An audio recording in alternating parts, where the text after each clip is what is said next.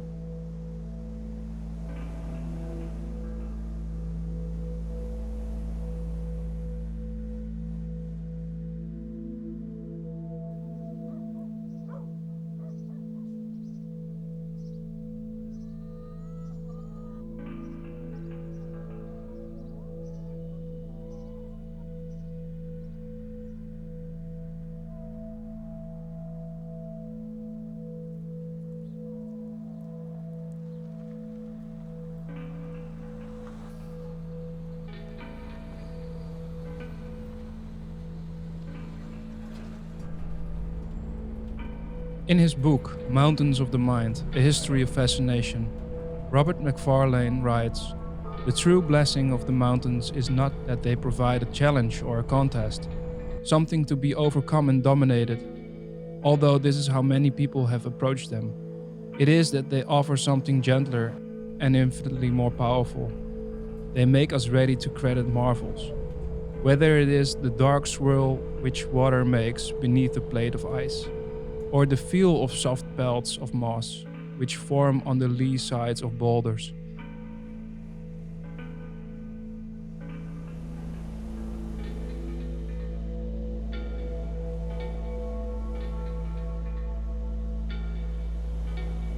Being in the mountains reignites our astonishment at the simplest transactions of the physical world.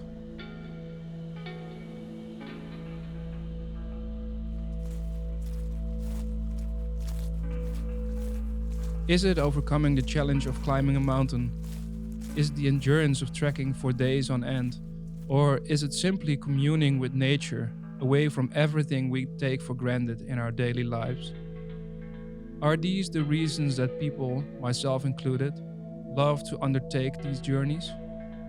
After walking the paths of the Himalayan kingdom of Nepal, I'm still no closer to the answer.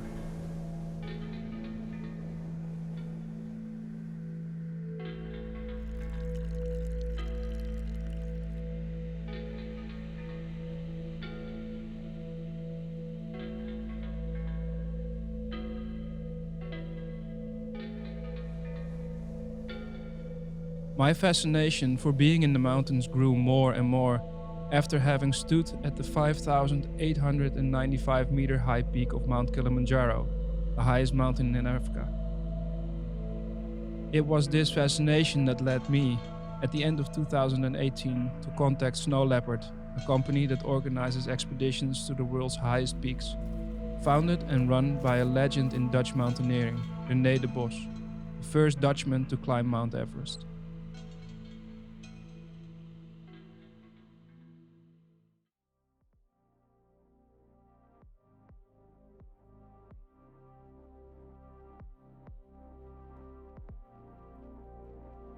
We soon concluded that we should travel to Nepal. Because of my domestic situation, I'm happily married and I have 4 children, and the lack of real climbing experience, I knew that overcoming the highest peaks on earth would never be my thing.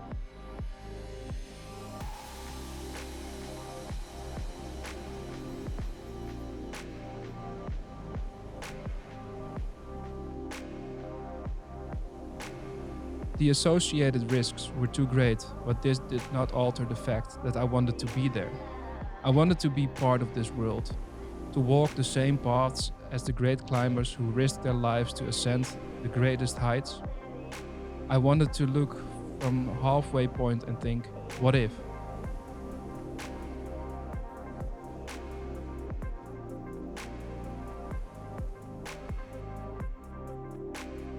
But I did not want to make this trip alone.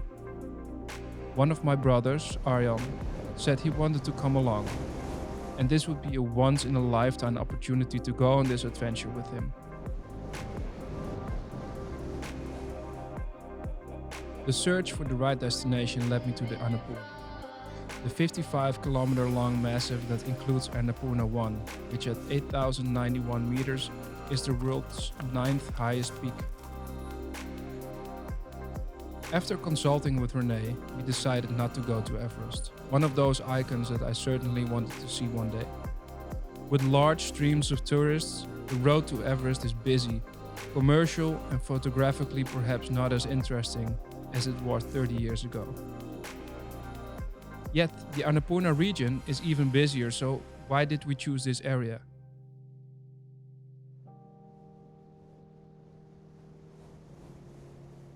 The route we walked is known to locals as the hardway, a 26-day walk away from the crowds, away from all the tourists, and for the most part, away from all basic comforts. We were supported by a team of porters, guides, and a cook. They set up camp on the slopes of the mountain and carried the food for the trip. It's only these brave and strong young men who make such journeys possible. During the trip, we passed through small villages and ventured with our team through the most remote areas, pitching our tents at heights above 5,000 meters.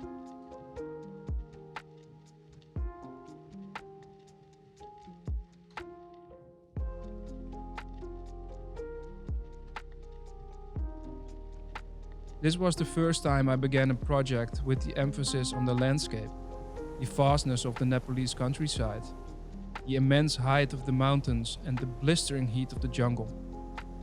I wanted to capture the land with the same timeless aesthetics that I apply to the people I meet.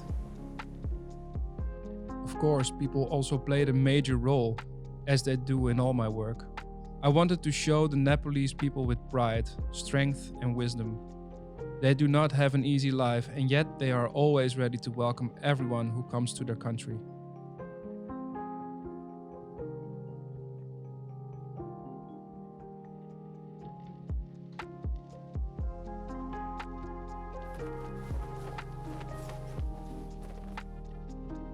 It is the hospitality of the 13 aspirant monks at the monastery and the owner of a tea house that gives this project a human aspect.